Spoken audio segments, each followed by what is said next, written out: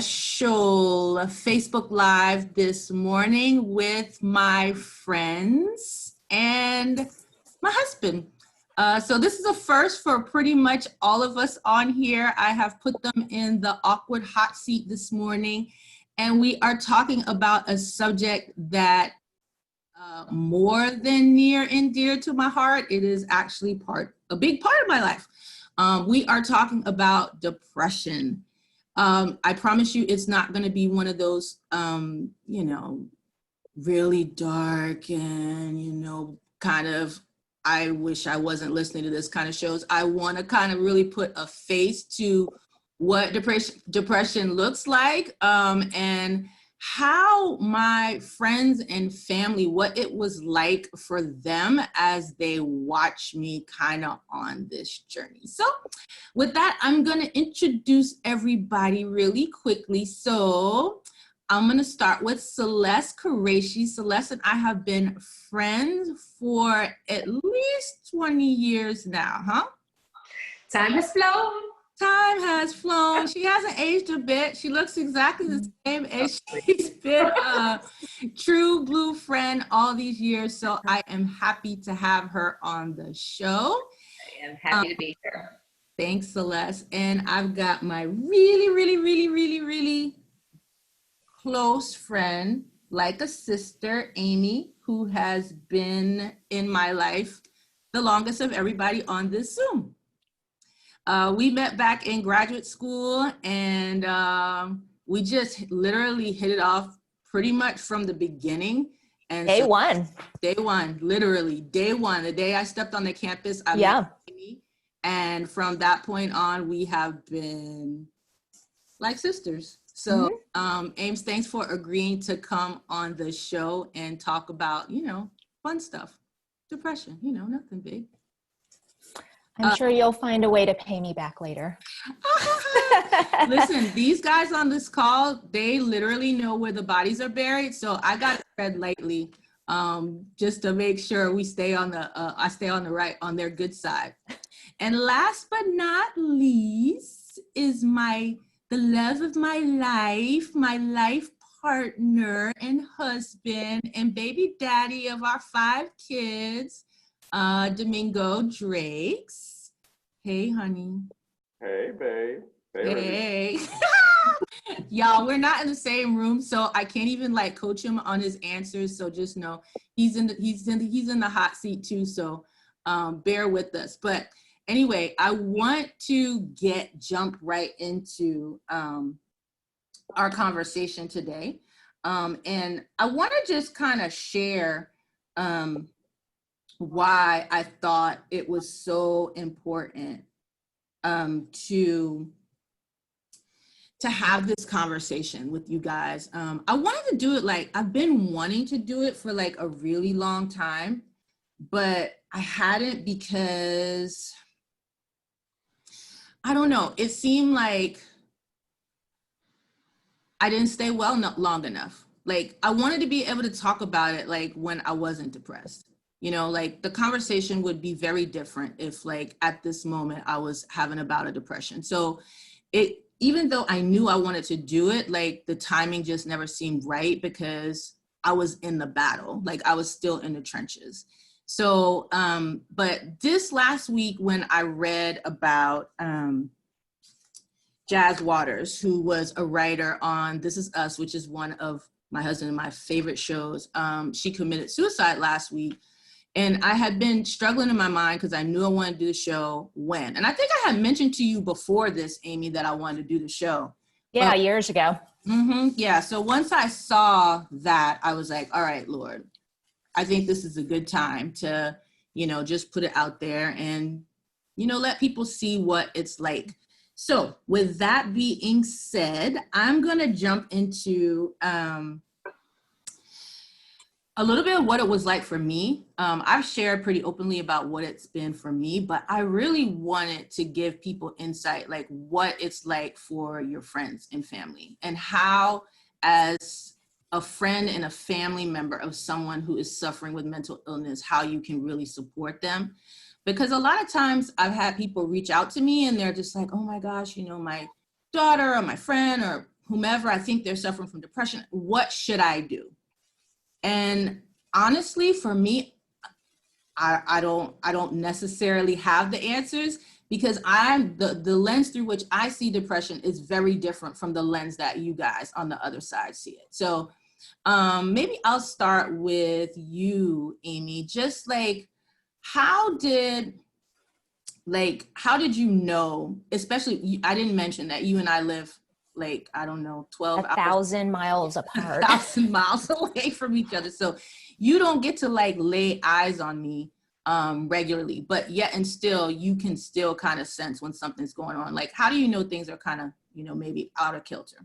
Well, I mean, first of all, I think we have to clarify, even though we live 1,000 miles apart, we talk almost every day. And we talk about like dumb things, like what we had for dessert. Actually, that's a huge topic of conversation. I love it. And to like our kids, to deep things. So I feel like, even though we don't see each other, I mean, I know when something's up, because I'm not like a super perceptive person in terms of like, oh my gosh, something's going on and I know it right away. But since I do talk to you every day, it's stuff like your affect becomes flat, or you just get more and more negative about things that about topics that you probably wouldn't get negative about, or like more pessimistic about every single thing, or conversely, really impulsive. For instance, you told me that Domingo should quit his job that he's been at for 20 years, and y'all should move to Panama with the kids. And like for days, you were insisting that y'all should move to Panama, and that Domingo was being extremely short-sighted and foolish for not moving your entire family to Panama. And that's when I was like, all right, something's up. Something's up. What about for you, Domingo? Like, you see me every day. Lucky you. So like, what are some of the clues like you would know like something's off? Well, maybe even before I answer that question, I think I became self-aware, and that's the technical term, self-aware of your depression, when we were in what I will consider a non-depressive setting, which is at a resort at a beach, right?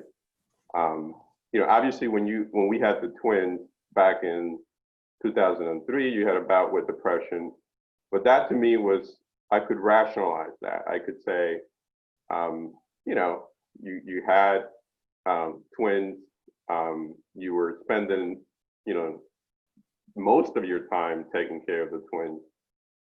There's, such a thing as postpartum depression, and it was taxing on yourself, on us as a family, to have twins. And so even when you were depressed then, or I could read that to me was rational, that I could reason for that. But I remember one time we went to, I think it was Orlando, and it was a beautiful resort. I had all the kids lined up. They were, ready to either go to the pool or go out. And you were basically in the bed, sad, couldn't get out of the bed. And then I think at that point, it really clicked to me. I was like, how can you be in this sort of beautiful environment, but basically be withdrawn, from the beauty around you, right? And so at that point, it just kind of clicked that, there's something else going on. And then I started putting, the pieces together, started looking back sort of retrospectively and said, okay, we've been a lot of these sort of nice places in the past where, you experience sort of brief happiness or happy moments, and then you kind of retreat back into this very sort of chronic state of sadness and irrational thought. Yeah. So. I'm gonna ask you to just put a pin in that for just a minute, because I think Celeste can add some insight here, because Celeste and I, we met as we worked together. And so our relationship started off a little bit differently because we started in a professional manner and then transitioned into a more personal relationship.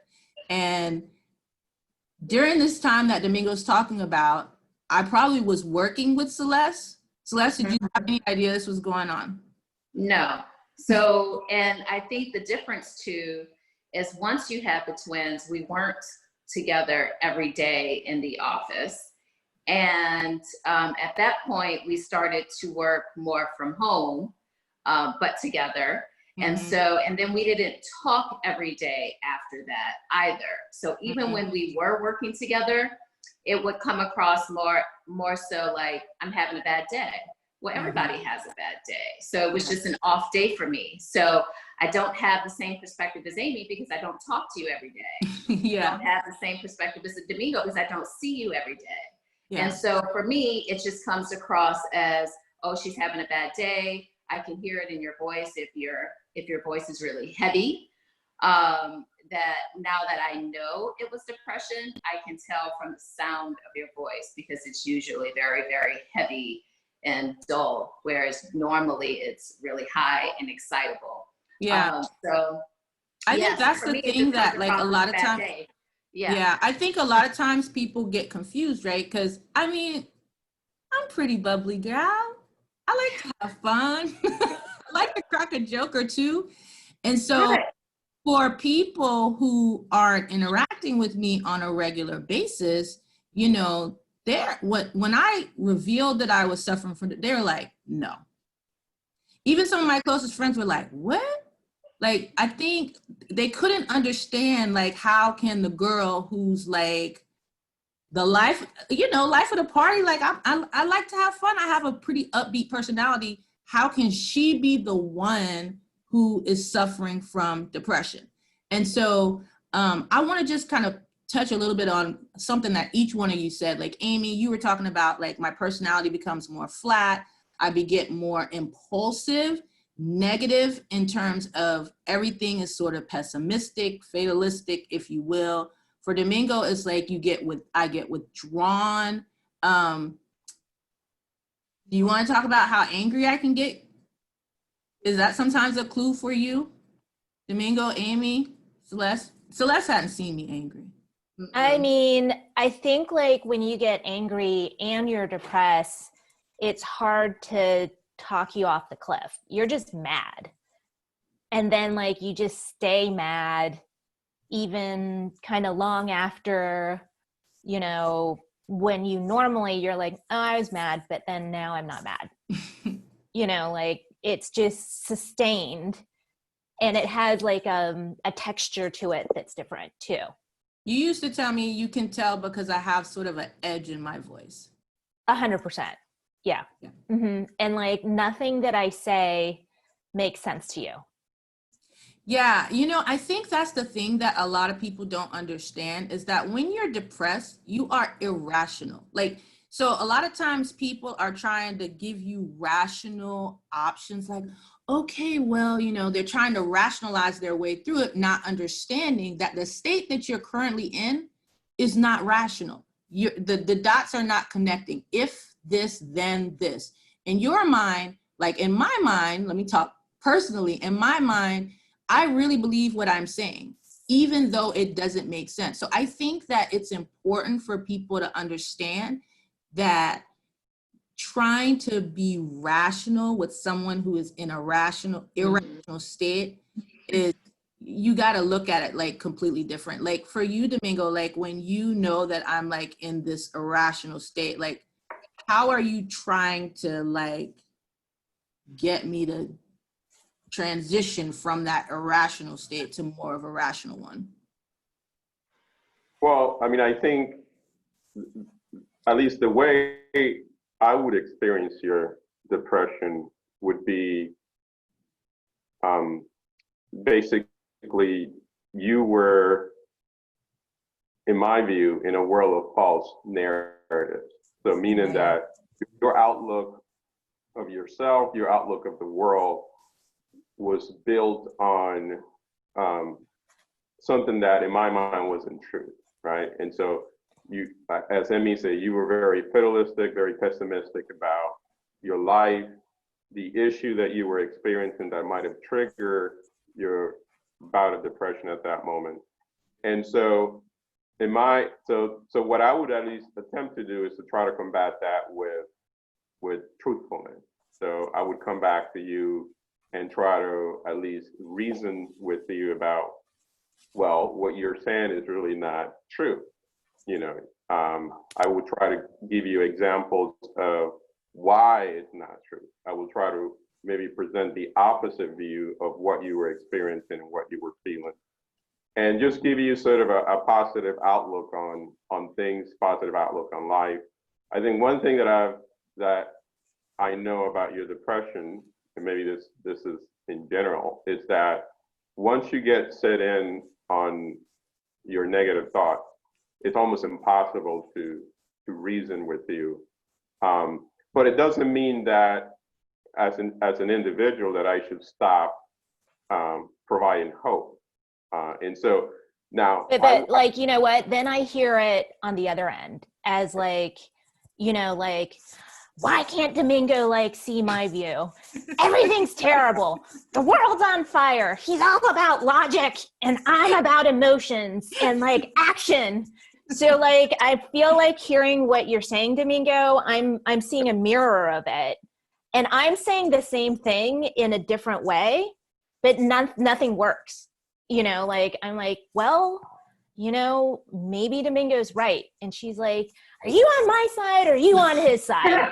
It's kind of like a no-win situation. And that's something that I really wanted to come across today in the conversation, is that we push the people we love away. Like, so when someone's dealing with depression and you're coming at them and you're like, okay, you know, you've got this idea like, I'm going to come save the day. I'm going to come and bring Najah some cookies and now she's going to feel better. And let me just say, I do appreciate the cookies. Don't stop bringing the cookies. But like, what does it feel like to you when Domingo and I are saying the same thing?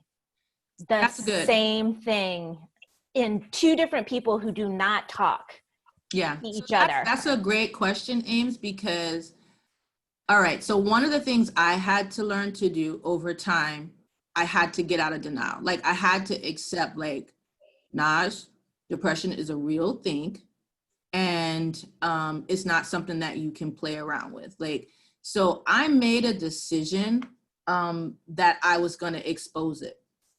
And so me exposing it to you and to Domingo was sort of my way of putting a little bit of security in my world, if you will. So despite the fact that you probably were like, oh, I wish I didn't even know, like, for me, it gave me comfort knowing that I had another set of eyes. And like, Celeste, you were talking about, like, you didn't see the depression, but that I had shared with you.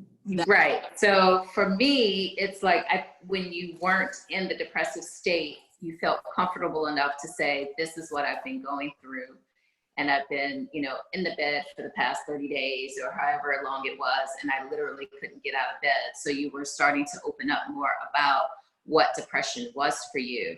And then we started having conversations about it, and about, you know, the same conversations you said, well, you know, the rational conversations people would tell you. So for me, because you told me that, I wouldn't try to rationalize anything when we would speak. I would just listen and just be that supporting ear. And then I think when you were going through your depressive states, you wouldn't answer the call, you wouldn't answer the text. And on occasion when you did, it's just like, I can't talk right now, and would hang up the phone. Yeah. You know, so. Yeah. So honestly, for me, part of my safety net for myself was to expose it to you guys, because I knew I needed another set of eyes on me. So I knew that when Amy and Domingo were saying the same thing, that was a cue, even though I was still in an irrational place, that things were not good. So just so y'all know, that was actually helpful. And the other thing that I remember, like, I guess part of your question was, like, what would I try to do to help you to sort of transition out of your bout of depression? You know, I'm always guided by this principle that says that, like, true love can overcome anything. And so not only would I need to try to combat maybe the false narrative in your mind, but I would also would be thinking about what can I do to lighten your load and also make you see the other side of things. And so, for instance, if I came home and you were in the bed, I would say, all right, I'll get dinner going. You know, I wouldn't complain about the fact that you've been in the bed all day. I'll do the dishes. I'll try to clean the house. Whatever. And I had the sense that after you saw that you're like, okay, I need to get out of this state. Yeah, I will say that, like, that's why I was kind of making the joke about please keep bringing the cookies, because the reality is that when you're depressed, you don't want people around. You don't want people to see what's going on. You don't want you're at your lowest point. You don't want anyone to know. And so the idea when people are like, oh, let's go out for coffee, or let's go out for a meal, or let's do this or do that, like, it sounds so overwhelming. Like, to me, just the thought of like putting on clothes at that moment, it's like, I can't. Like, I literally do not have the energy, like, to get dressed, to like, and then to do my hair, like, and one of the things that I loved about Celeste is that, like, she didn't care. Like, she wouldn't be like, oh my, when she saw me, like, because I mean, you have to, I think if you suffer from mental illness, you have got to let people know. Like, I really think that's something that is really, really important, because people cannot help you if you do not let them know. Mm-hmm. That was something that I did learn in therapy, was that, like, and it helps to like remove the shame of it, right? Because of course, mm-hmm. I'm looking at myself like, I got a master's degree, I'm in corporate America, I'm doing this, I'm doing that, people are looking at me like, you live in the life, you live in the dream. And then to know that secretly you're battling this really big thing can be really overwhelming. So Celeste, I love Celeste because I knew I literally, if I couldn't take a shower and brush my teeth and could literally just put some tennis shoes on and like just make sure I'm not naked, like, she wasn't. It's like, girl, come on, let's go to Starbucks and sit. I don't know what's going through your head when you're looking at me like that, but just knowing that, like, you weren't going to be like, oh my gosh, Naj, you look. But you showed up, though, and that was the important part, is that you would show up, even in that state. So it's like, okay, let's go, let's sit, let's talk, and let's not even talk about that. Let's just talk. Let's just be friends and talk about anything. You know what? That's really important point, Celeste, is that people who are suffering from depression do not want to suffer from depression. Right. Like, people are just like, oh, just get up, girl. You have so much to be happy about. And, people would say all kinds of well-meaning things to me. It's like, do you really think, like, if you knew how tortured I was right now, like, this is not how I want to live. This is not like, I'm here because I don't know how to get out. Like, that's why I'm here, right? And so, like, to have someone like, Celeste, who's just like, just show up, and I knew that, I knew that I could just show up and there was going to be no judgment. And she wasn't going to make me talk about depression. She wasn't going to look at me and be like, so Naj, what's going on? Okay. Yeah. Are you okay? I didn't want to be coddled. I don't want to talk about depression. She wanted to talk about, girl, what's going on with the kids, what do you have planned What's next? Like, what we doing? Let's talk about this. Let's talk about something different. Let's talk about what we're going to be doing a month from now. Normal stuff that we would normally talk about. Yeah, and that was important because, I never wanted to, I knew you didn't want to talk about it, and I didn't want to treat you like, oh, she's the sick one, or we got to talk down to her. But I would talk about myself. So it wasn't about me helping you, I talked about my own problems and you would still help me. Or, I remember once you were really depressed and I wanted to cheer you up. And then we gossiped for half an hour about Taye Diggs leaving Idina Menzel and what a gorgeous but terrible human being he is. Stupid stuff. But I was just kind of being the clown trying to, get your mind off of things too. Yeah, because when you're depressed, it's almost like your brain is in a loop and it's just it's stuck on this one way of thinking. And so doing normal things helps to disrupt the loop. And the longer the loop is not playing, then the better off it is. So, if you're trying to support somebody who is dealing with mental illness, I appreciate that, Ames. Don't treat me like I'm the sick one. I already know that.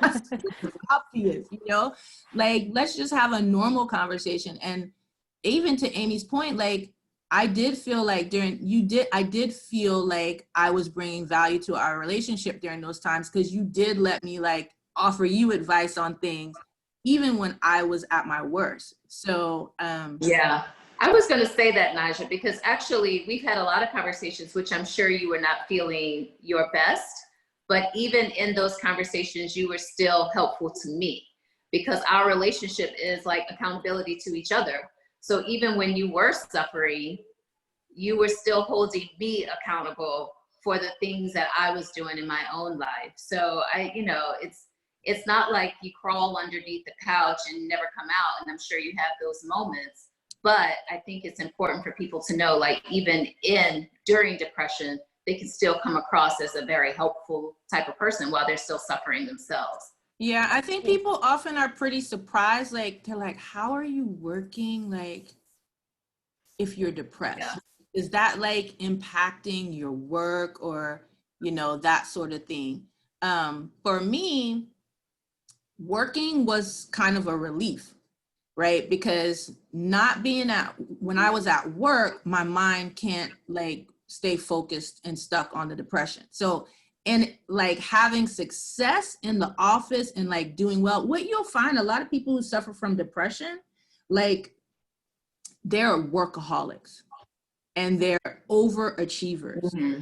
And so part of the way that they can tend to compensate is by going to work push everything out. Amazing, where everybody's just oh my gosh, oh yeah, she's got you should talk, and then it helps to kind of combat, because when you're at home, you just feel so useless. So to get out into another environment where you're able to add value, because at home, you feel worthless, you feel like you've got nothing to give. And so to be able to go to work is kind of comforting for me. And Celeste, I don't know how long I've been suffering with depression, probably on and off, probably most of my life, just to be honest.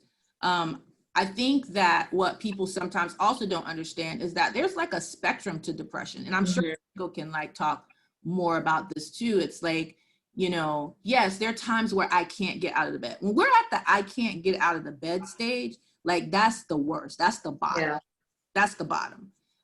For me, being at, I rate it 1 to 10, and 1 is the worst. That's I can't get out of the bed. I don't even know if I still want to be here on this earth. When I'm at 1, it's really bad.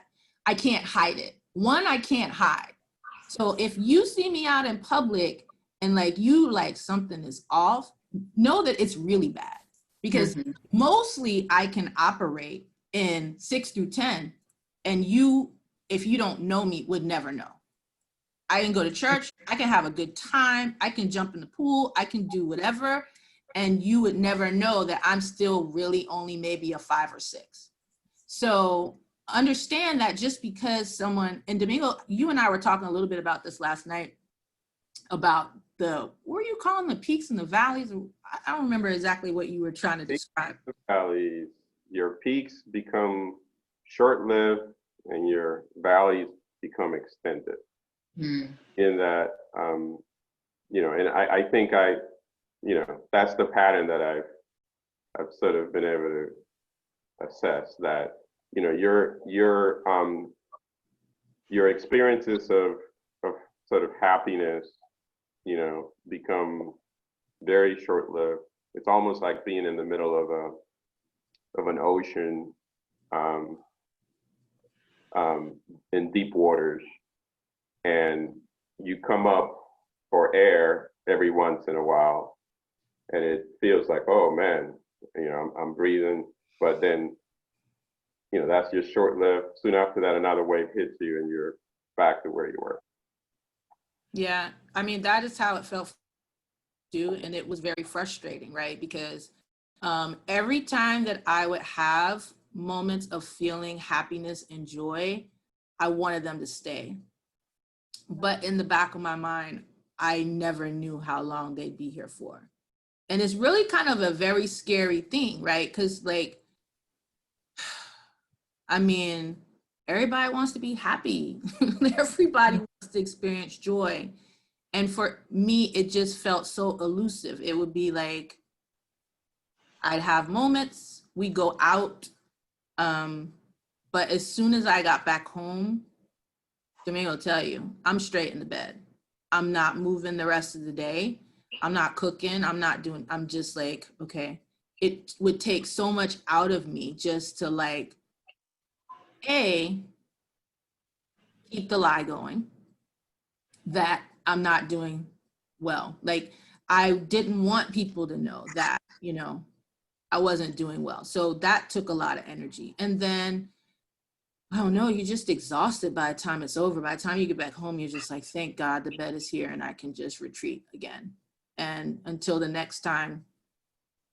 Well, and I think it's like a tricky balance of, I've always wanted you to keep talking, it's a tricky balance between the probe, like, hey, Naj, that's not true, right? And then when I could feel that you're getting mad at me, I have like this bag of tricks, like, all right, let's talk about celebrity gossip, and then if that wasn't interesting, it's like, let's talk about, my problems at work, or let's talk about like the kids and how they're silly kids, or, there's like kind of this canned thing that I've built up over the last 25 years. Let's try something else so that you keep talking to me. Because like when you shut me down, then I'm like, oh Lord, maybe I should text Domingo. I don't know. Is that what happened? Okay, so Ames and I have been friends 25 years. Domingo and I have been married this year, going on 20 years. And so there was a text exchange or a phone call between you guys. I want to know, like, what caused you to make the call? Like, you never, like, I never do that. I mean, like, first of all, I want to say that I consider Domingo a close friend, but we never talk. I mean, we talk once a year when y'all come to my house, or when we come to your house.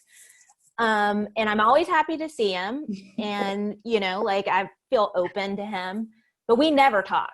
So I want to respect, my relationship with you. And I want to respect the fact that y'all have a marriage that is private to me. So if I'm breaking that boundary of our friendship and your marriage, I consider that very, very seriously before I do it. And I've only done it, I don't even know Domingo, like twice in 20 years. Probably about right, yeah. Yeah. But again, I mean, I think, I remember exactly when it happened, and it was actually when I saw it, I was like, oh, I almost saw it as an opportunity for me to, well, first, it just let me know that I wasn't alone in the way. Because I didn't really know to what extent you were aware of Najah's depression. You know, I remember, you know, just having conversations about with Naj, that, you know, she hides her depression really well. I mean, in the sense of, you know, like in public or among friends, you would, like she said, you would never know that she's depressed. And so, a lot of the manifestation of that depression would be in interactions between us. And so you start thinking, well, it's a, you know, maybe I'm perceiving her differently. Maybe I'm contributing to the depression somehow, you know, because, you know, whenever she's out in public, you know, whenever she's engaging with other people, you know, you could never think that, you know, she was a functional manic, maybe that's a good way to put it. But so when I saw the text from you and then our conversation, I was like, okay, so, you know, these things that Najah's been saying, it's not just crazy or unreasonable to me. You know, somebody has also picked up on that unreasonableness. And so the other thing I would say is just on the topic of dealing with somebody that's depressed, is that, you know, you almost have to, like most illnesses, right? You know, they generally don't have, you know, like an emotional element to it in terms of, you know, how the illness is manifesting, and because it can be an assault on you as a person. Like depression, that's, you know, that's one aspect of depression that makes it very unique from maybe other illnesses.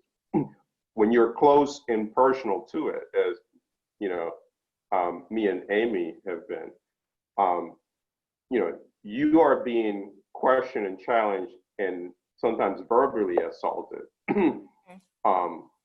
in terms of, you know, why, you know, for a number of reasons, and so depression tends to push people away unless they're able to deal with it, you know. So that, you know, it's almost self-defeating. It's self, you know, because not only are you being defeated by your own thoughts, by this narrative that's in your head, but you also are pushing the people that are trying to help you, because you are, in some ways, you might be attacking them or insulting them, to the point where they, you know, I could see people maybe retreating and say, hey, you know, I'm not dealing with this, you know, sorry.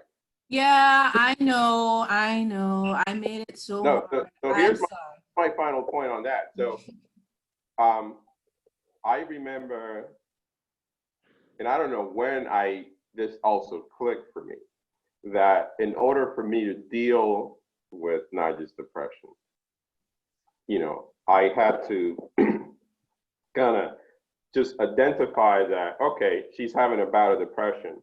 So anything that she says, you know, about me or about whatever it is, it's going to be irrational. So you have to develop thick skin, so to speak, and not try to personalize it.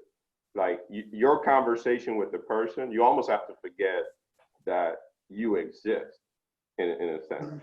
And because every interaction, every word that comes out of your mouth can either further the depression or push it further into that direction, or your words can help heal to try to maybe get her out of that existing bout. And so what I would have to do is that, all right, no matter what comes out of her mouth, I need to stay focused in terms of whatever I can do or say to try to get her out of that state. Well, but also to protect yourself. You know, like We couldn't hear you. Do what? I said, but also to protect yourself. Because Yeah. if you're saying untruths about me personally that I know is not true, like I'll be like, no, you know, like I'm not a stick in the mud. You know, like I'm not like some conservative grandma person trying to stop you from doing, I'm not that person. Sorry. Or like once I remember you were saying like something that is so untrue about Domingo. Like, you know, usually I try to like let it ride, like all of these, you know, irrational accusations, but like when it's just so untrue, you know, you kind of have to protect yourself at some point. I mean, we're not all like, you know, saints, you know what I mean? Like, and, you know, supporting someone with depression doesn't mean that you're like throwing yourself under the bus or letting you throw like your other loved ones under the bus. So I remember once pushing back really hard about me, like, no, I'm not that way, sorry. And like once you were saying something so outrageous about Domingo, I'm like, no, actually, I don't think that's true at all. And I think that's okay too when you're supporting someone, just not all the time, because like then you just would never call me back again, which has also happened. That is true. And I mean, that's such a good point. I mean, you do need boundaries. I mean, as the person who's supporting the person with depression, I think, Domingo, what you said is so important, which is that you have to realize that it's the illness talking, and it's really like, I'm not the Najah that you know. Like, I'm not that person in that moment. I'm in a different place. And so the words that are coming out, like, they're not rational. And so, but I will tell you that I do, like, I knew when you guys pushed back, it was serious. So don't doubt yourself when you're like, I gotta set a boundary here. Like, I can't let this, like, I heard those things. The balance is that can't be all I hear. If you are the person that's constantly pushing back and that's all you're doing, and you're not like demonstrating the empathetic, compassionate part, understanding that in that moment, I'm hurting. Like, yes, it's coming out as anger, but I'm hurting. And so I think for me, I appreciated all of you guys like balancing, like, you know, the compassion and the empathy with the hurt, but still at the same time, like, well, I heard you when you said that, well, Najah, that's really not true. Because I knew that if you were in this moment, knowing where I was, going out of your way to make that assertion, that was something I really needed to hear. Well, it's like a 90-10 thing, right? Like 90% listen, but like setting that 10% boundary to protect, you know, you, me, you know, everybody. Yeah.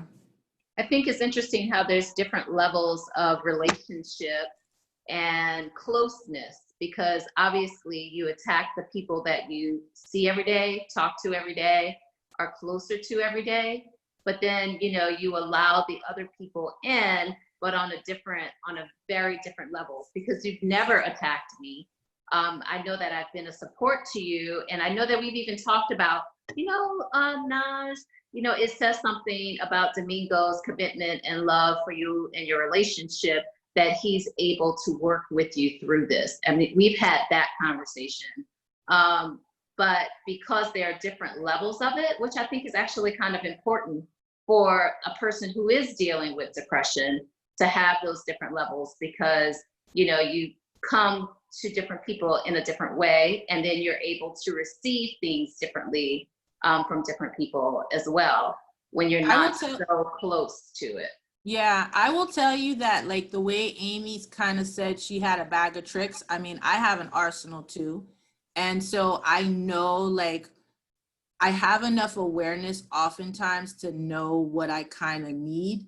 And so I will make the call based on knowing what I need in that moment. So, but that came with a lot of time. Like, where I am now in my understanding of depression is so far away from where I was in the beginning. So I've had a lot of therapy. I've been on and off in therapy for 15 years. years, maybe. Yeah, because you started therapy when I did. When was that? Like, I don't know. It was a It long was time ago, almost 2 decades. Right, I've been yeah. in and out of therapy. Yeah. Mhm. I am on my 3rd therapist. And I say that because as I became more aware, I understood better what I needed. Mhm. And so if you're struggling with depression and you're in a relationship with a therapist and you're not getting better, let's just say you give yourself 6-9 months and you're not getting better, you may need to ask yourself if you need a new person who might have a different approach that could be more effective. Because there was a point, and it was probably, I don't know, 2-3 years ago, where I was like, this is not working. Like, I'm not getting better. And I need to at least try to figure out if there's a possibility that I'm missing something, that the person I'm working with, this is maybe just not their strong suit. And you got to understand that every therapist has their thing. You know, some are good at trauma, some are good at talk therapy, some are good at, I mean, they've just got their different boxes that, you know, they sort of specialize in. Although when you look on the website, they say they're good at everything. I don't really think that's true. I think that different therapists are good for different things, and you got to be aware of that. And so it's been a progression. I mean, leaving my therapist that I had for many, many years was scary because she knew everything. Just the idea of starting over was overwhelming. But I was in such a place that I was just like, I don't have anything to lose. I got to try something else. So yeah, I can't believe that we've been talking, y'all, for almost an hour. I haven't cried yet, which I'm really, really, really proud of myself for. But I want to just kind of close out with maybe each of us just sharing like what you think that people need to know when they are dealing with someone who is suffering from depression. Like, what is the most important thing that you think they need to know that could be helpful? And I'll start it off. I will start off by saying, I hope that you first recognize that you can distinguish when the person is really suffering from the illness and when they're not, and when the illness is talking and when the person is talking. When the irrational side is just, the person's not making sense. Yes, their words are coming together. They can string together a paragraph, but their approach to things, it's just not logical. I hope that people understand that, you know, like I want to think logically, but at that point, I literally just can't. I want people to know that when I'm pushing you away, that's irrational too. Like, I don't really want you to leave. Like, that's actually the scariest thing. Like, if any of you had said to me like, uh-oh, now I'm getting emotional. But if any of you had said to me like, I'm leaving, I'm out, I can't do this anymore, that would have just broke me. So I just want to say thank you to you guys for not leaving me out. I am going to get you for this. I know, I did so good. Like we literally went a whole hour. I didn't shed one tear. So, but yeah, seriously, it feels hard. And I have a greater appreciation now for how hard it is for the caretaker and how hard it is for the friends.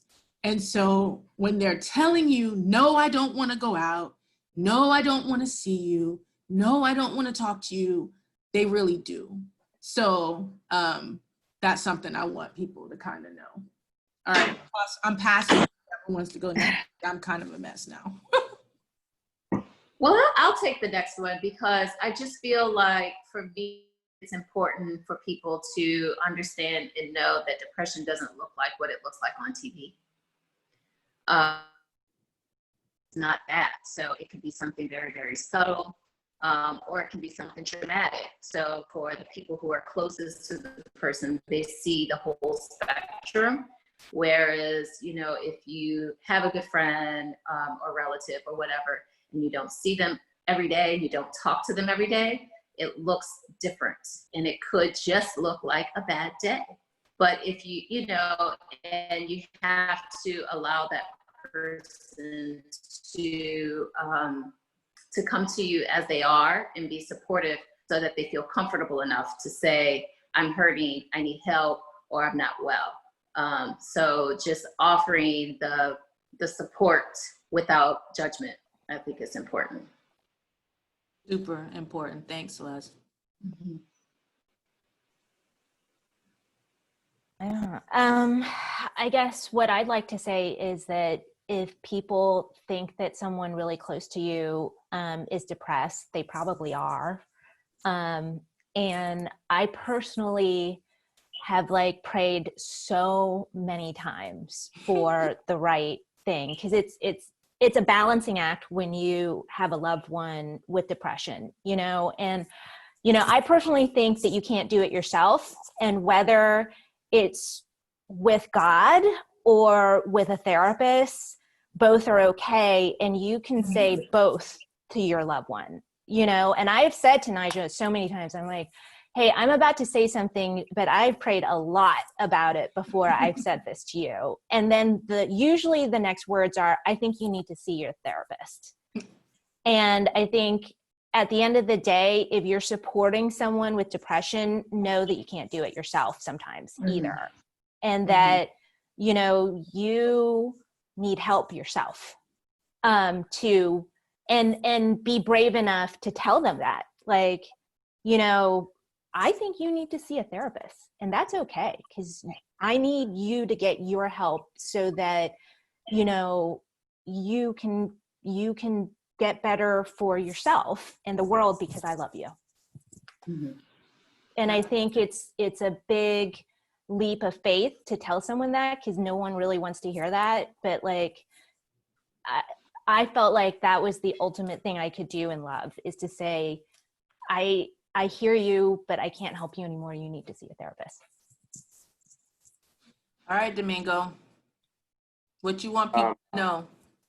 First, I would just, you know, just sort of say that you know, depression is actually more common than, you know, what people really know. I mean, you know, somebody that's, you know, considered, you know, the greatest president of our country, Abraham Lincoln, actually, you know, it's been considered to have been depressed for both of his terms, you know, as president. Even, you know, a lot of scholars have looked at a lot of his writings, you know, and, you know, have basically concluded that, you know, he was the man filled with depression. And so, so first, I think to just acknowledging that that as human beings we're susceptible to it. It's an important first step, you know. And then secondly, I would say, you know, we were having a conversation, I don't know if it was last night or this morning, where I remember instances where, you know, I had exhausted my bag of tricks, so to speak, to combat Najah's, you know, irrational thoughts. And then I would be like, man, I'm exhausted. There's, you know, there's nothing else that I can throw at her that would, and then I would say, Lord, help me. Yeah. And then either I would say something or something would happen that would kind of move you away from, you know, from that state.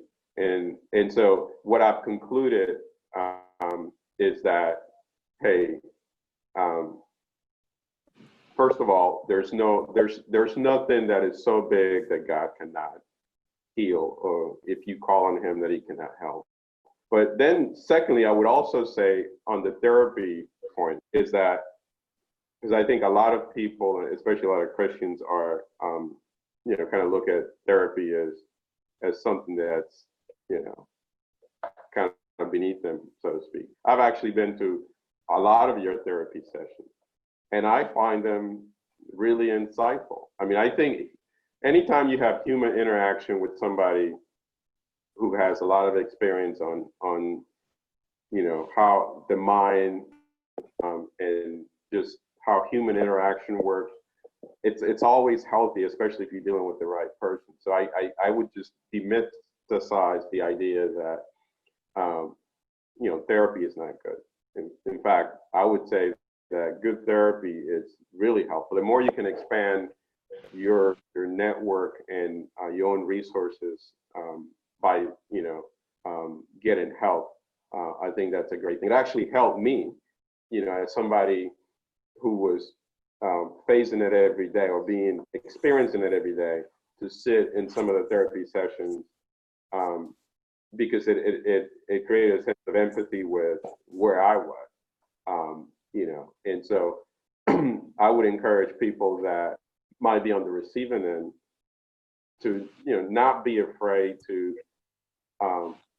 encourage people, and also join them as a support, that, hey, I'm here for you, so I'm willing to come with you to a therapy session. We'll be able to work this out.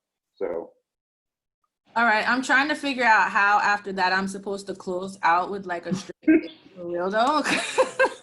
Jesus gave us therapists. Is that how we're closing out? Right. I mean, yeah, Jesus did give us therapists. Thank you, Jesus. I will tell you that therapy definitely strengthened my relationship with the Lord, because I know our pastor talks a lot about, you got to surrender everything to the Lord.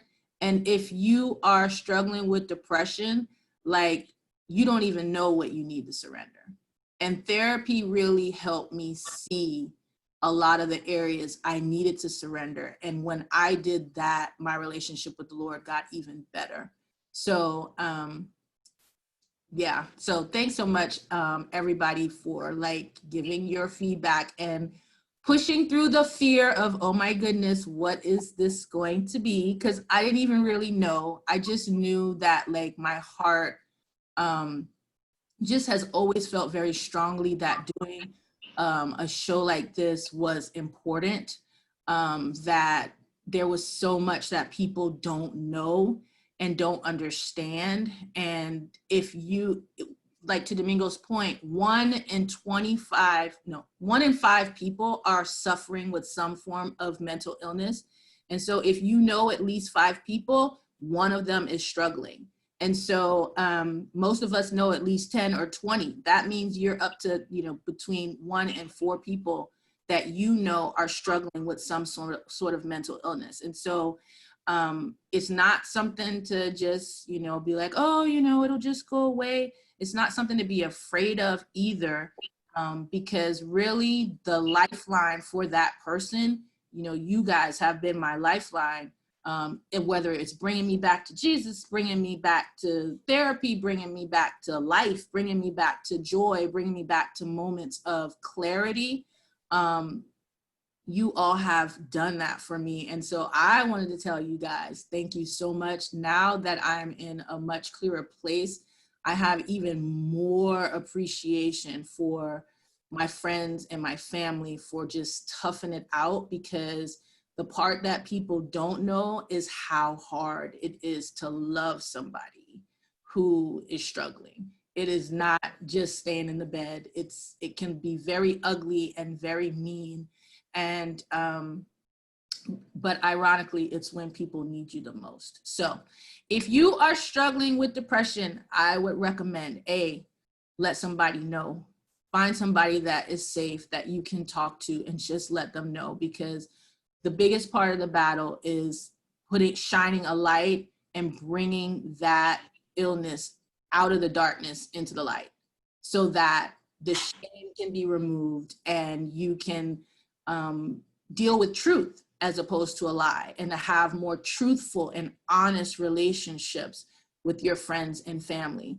That's what real friendship is about. It's about being honest and being transparent and having intimacy. And so if you don't have a person that you can do that, create it, you know, find a support group. Google. I spent a lot of time on Google. My last 2 therapists I found on psychologytoday.com. No reference. Nobody told me to call. Nobody told me this was the right one.